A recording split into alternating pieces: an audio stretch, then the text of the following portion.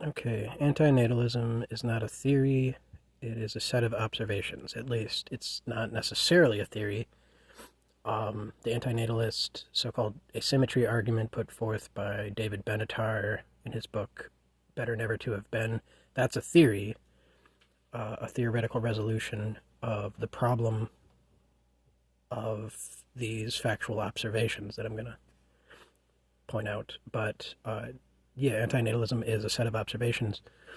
The title of this video is inspired by the physicist Angela Collier's video on dark matter. Dark matter is not a theory, it's a set of observations.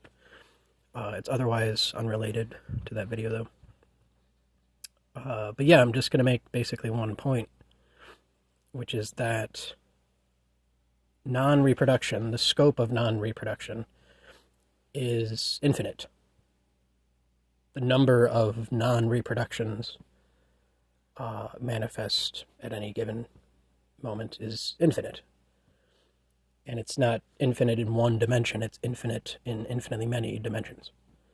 So in set theoretical terms, this would be referred to as Aleph 1. This is the cardinality, the size of that infinity of infinities. In contrast, the number of reproductions, the number of children that anyone has, and the number of children that those children have are all finite. And this process, according to everything we know, is ultimately finite itself. Extinction is inevitable, but of course humans will refuse to accept that. So even if somehow extinction is avoidable indefinitely, then at most the number of reproductions is still a listable infinity. So it would still at most be an infinity of cardinality Aleph null, which is less infinite, right? It's less big than Aleph 1.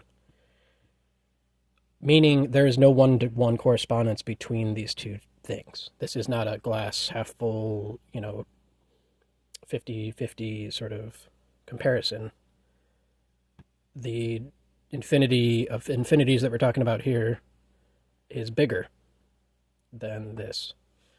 Which means, no matter how you interpret this subjectively, and of course we will interpret this subjectively, right? You can't convince someone who is subjectively weighting the value of existence over non-existence of an anti-natalist argument. It's just not going to work because natalism is essentially a form of fundamentalism.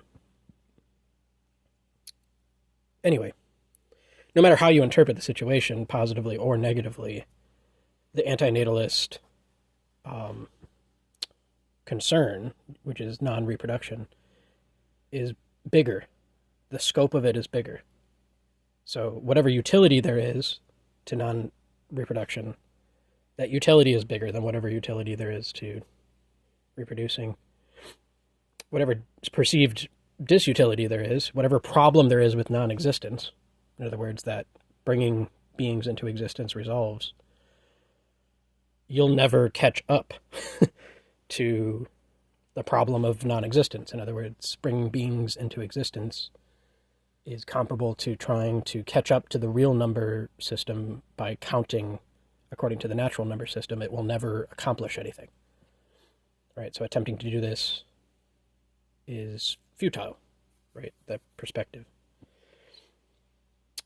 That's it. That's literally it. You just have to perceive the non-one-to-one correspondence between these two different cardinalities of infinities to see this fundamental distinction. So my point is, this is not itself a theory or an argument for non-reproduction or reproduction, one way or the other. This is just an observable fact.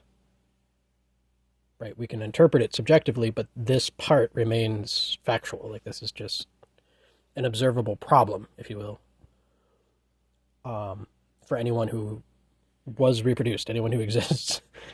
Right? This is a kind of problem. As to how to resolve it, of course, I agree with David Benatar's theory, his theoretical resolution of the problem. But that's a separate issue. That's it.